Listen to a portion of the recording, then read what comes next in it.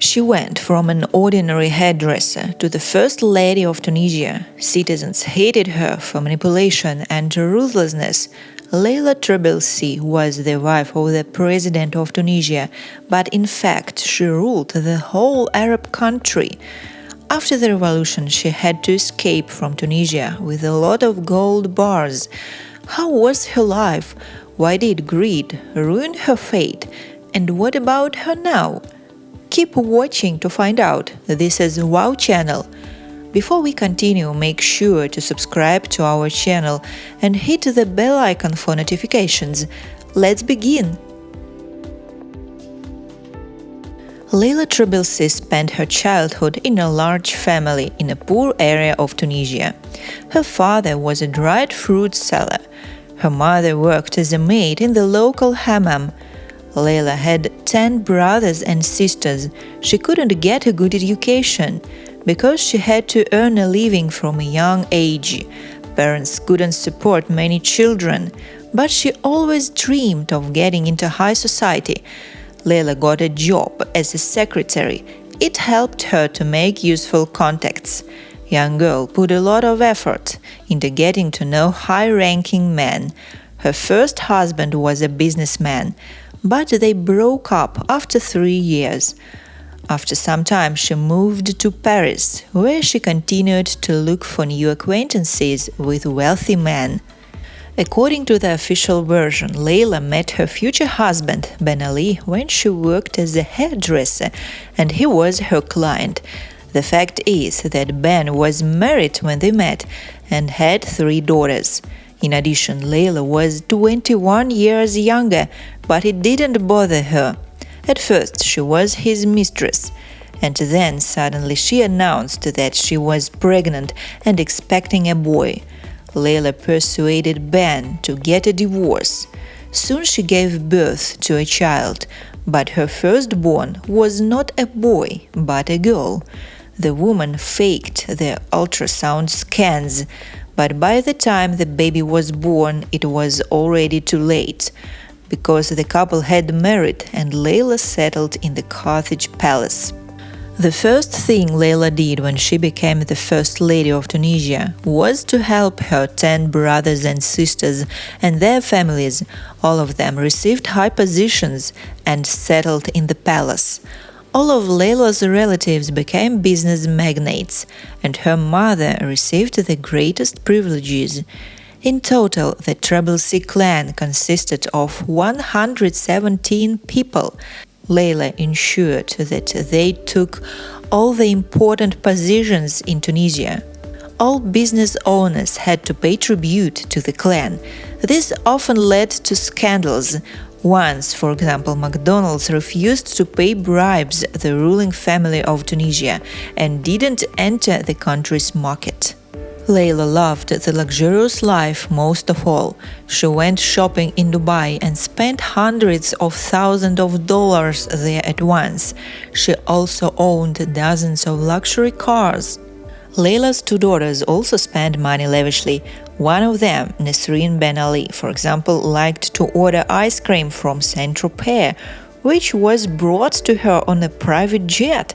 A tiger also lived in the palace, which ate only delicious food.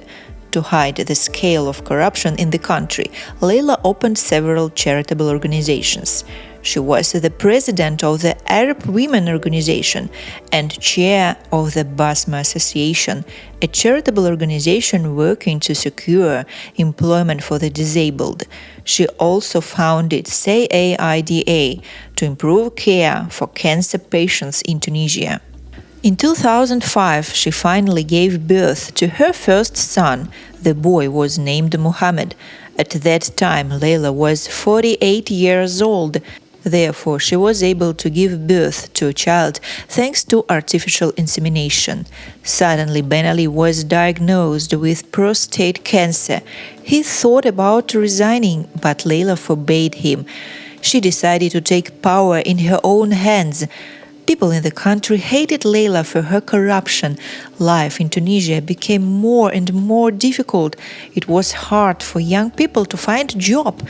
In 2011, the citizens of the country started a Jasmine revolution. Angry people raised riots throughout the country. The president and his wife were forced to flee Tunisia in a private jet. The family went to Saudi Arabia. They took a lot of jewelry with them. Few months before this, Leila took 1.5 tons of gold bars to Dubai. This is approximately $45 million. The family also had about 5 billion euros in foreign accounts. According to eyewitnesses, when the couple boarded the jet, Ben Ali said that he didn't want to leave his native country, but Leila sharply replied, "Shut up and get on the plane. I'm fed up with your stupidity." People who surrounded the president said that he was afraid of his wife and did everything she said. People in Tunisia have always believed that the country is not ruled by Ben Ali, but by his wife and her relatives. But 23 years later, this regime was overthrown. The new authorities of the country searched the mansions of the former president and confiscated property. Inside the houses was an incredible luxury: marble statues, art, expensive clothes from famous designers, luxury cars such as Lamborghini and Bentley. All these things were sold at auction, and the money received went to the country's treasury.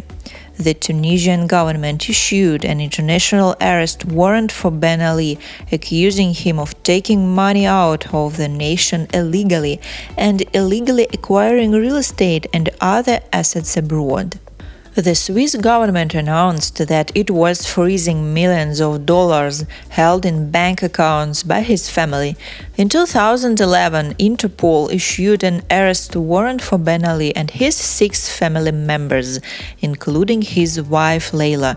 Ben Ali and his wife were sentenced to 35 years in prison after being found guilty of theft and unlawful possession of cash and jewelry. But Ben Ali and his wife were living in Saudi Arabia, and the Saudi government ignored Tunisia's requests to extradite them. Ben Ali was later sentenced in Tunisia to life imprisonment for the murder of participants in the revolution, but he never went to jail. In Saudi Arabia, he continued treatment and soon died of illness. His wife Leila continued to fly shopping trips to Kuwait and Qatar.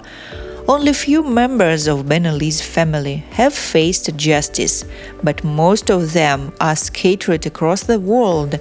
Now Leila Ben Ali is 64 years old. She continues to live in exile in Saudi Arabia.